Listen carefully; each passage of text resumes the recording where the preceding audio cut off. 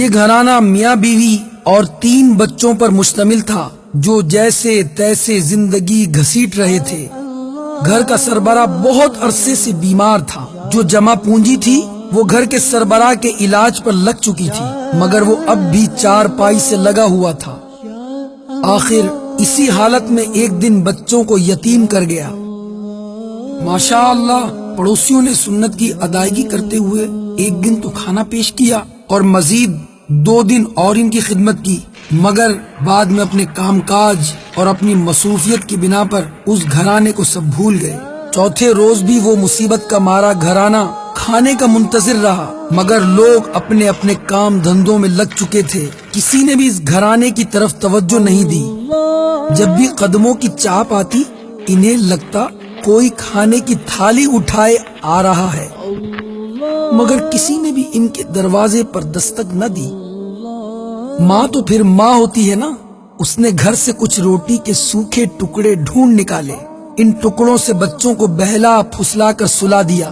اگلے روز پھر بھوک سامنے کھڑی تھی، گھر میں تھا ہی کیا جسے بیچا جاتا۔ پھر بھی کافی دیر کی تلاش کے بعد 2-4 چیزیں نکل آئیں، جنہیں کباڑیے کو فروخت کر کے 2-4 وقت کے کھانے کا انتظام ہو گیا۔ جب یہ پیسے بھی ختم ہو گئے تو پھر جان کے لالے پڑ گئے۔ بھوک سے نڈھال بچوں کا چہرہ ماں سے دیکھا نہ جاتا۔ 7ویں روز بیوہ ماں خود کو بڑی سی چادر میں لپیٹ کر محلے کی پرچون کی دکان پر جا کھڑی ہوئی۔ دکاندار دوسرے گاہکوں سے فارغ ہو کر اس کی طرف متوجہ ہوا۔ خاتون نے ادھار پر کچھ راشن مانگا تو دکاندار نے نہ صرف انکار کیا بلکہ 2-4 باتیں بھی سنا دیں۔ اسے خالی ہاتھ ہی گھر لوٹنا پڑا۔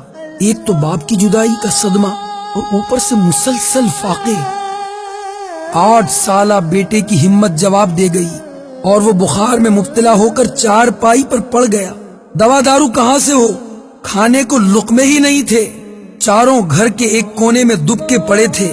ماں بخار سے آگ بنے بیٹے کے سر پر پانی کی پٹیاں رکھ رہی تھی، جبکہ 5 سالہ بہن اپنے ننھے منھے ہاتھوں سے بھائی کے پاؤں دبا رہی تھی۔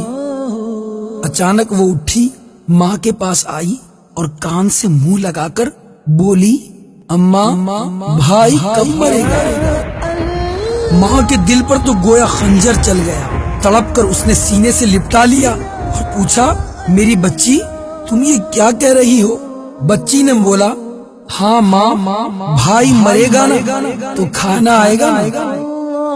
میرے میٹھے اور پیارے پیارے اسلامی بھائیوں، اپنے ارد گرد کا جائزہ لیجیے۔ کتنے سفید پوش ایسے ہیں جو شرم و حیا کی وجہ سے اپنے ہاتھ نہیں پھیلاتے۔ کتنے گھرانے ایسے ہیں جو اپنی ضروریات کو پورا نہیں کر پا رہے۔ جائزہ لیجیے، ان کی مدد کیجیے، اللہ آپ کی مدد کرے گا۔ صلو علی الحبیب صلی اللہ تعالی علی محمد۔